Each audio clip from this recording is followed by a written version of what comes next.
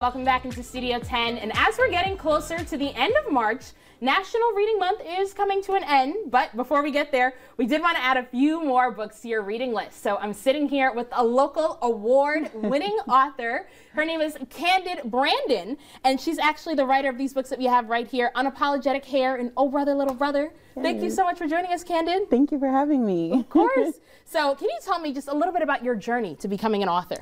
Yes, so way back when, maybe back in 2007, I was a teacher in elementary school in Atlanta, Georgia. And I started just writing with my students during writing time and making up stories with, about them, like little things that happen in the classroom. Okay. And it just clicked, and I was like, I want to do this. And so I came back to Michigan and went to Eastern for grad school for Children's Lit, and that's kind of where the writing journey started.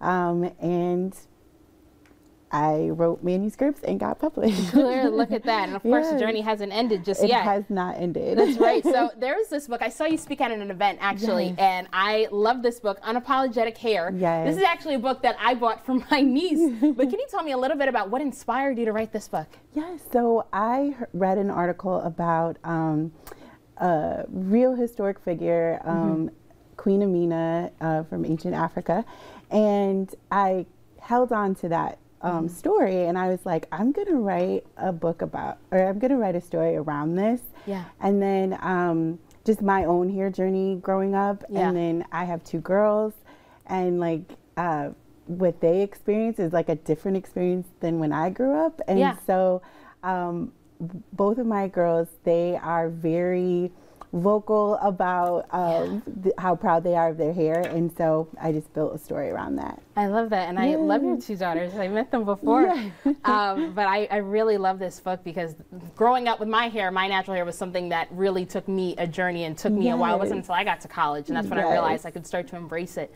But I love that you're teaching young girls how to do that at such a young age, and why is it so important just to have that visual representation of that? Absolutely. It's very important because it's about our self-pride, and so we can manipulate our hair any way we want to, as long as it's not any shame behind it. So if you want to wear your hair natural, that's beautiful. If you don't, that's fine too.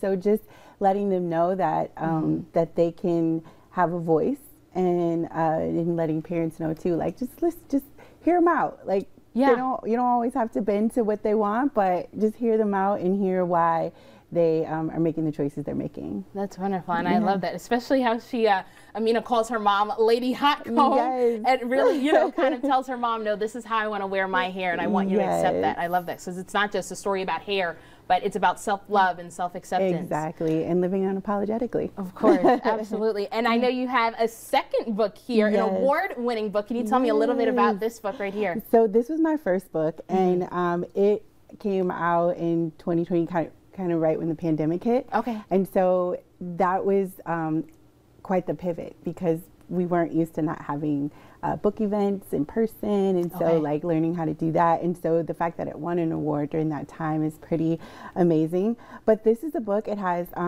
it's for beginning readers, it has sight words, kindergarten and first grade, and really what was important to me at especially the time I wrote it was just showing little black boys being little black boys, just childhood that everyone, no matter what race you are, can recognize, and their siblings. And whenever I go to schools, if there's anybody who has a big brother or a little brother in the crowd, they're like, my brother does that, or my little brother does that. And so it's really fun to see people, all kids, relate to it.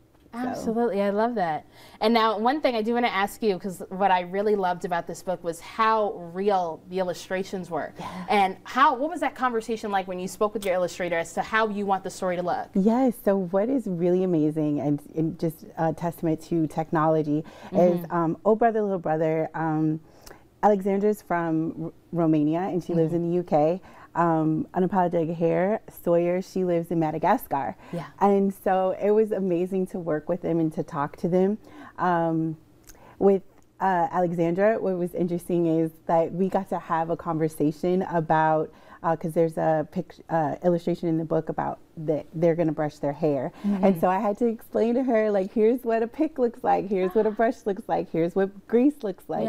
And this is what little boys use to do their hair. And so just to be able to connect culturally, like what it's like for her, what it's like for me, and then trying to make it as authentic as possible. She enjoyed the process and I enjoyed the process. And I mean, the illustrations are amazing. They're amazing. And you guys can actually see these illustrations. If you were to buy one of these books at home, Candid, where can people purchase your books if they want to bring it home for their children? You can purchase my books from candidbrandon.com or Amazon. And if you're in the Lansing area, Socialite Society bookstore. All right, well, thank you so much for joining us.